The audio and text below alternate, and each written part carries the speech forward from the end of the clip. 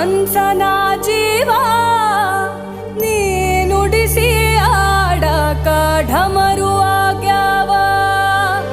ಯಾಕ ಶಿವಲಿಂಗ ನಡೆಸುತ್ತಿ ಹಿಂಗ, ಏನೇನೂ ಇಲ್ಲಯ್ಯ ನಮ್ಮ ಕೈಯಾಗ. ಎಡವಿಸಿ ತಾಳ ಉರುಳಿಸಿ ದಾಳ ನಡೆಸಿದಿ ಬಾ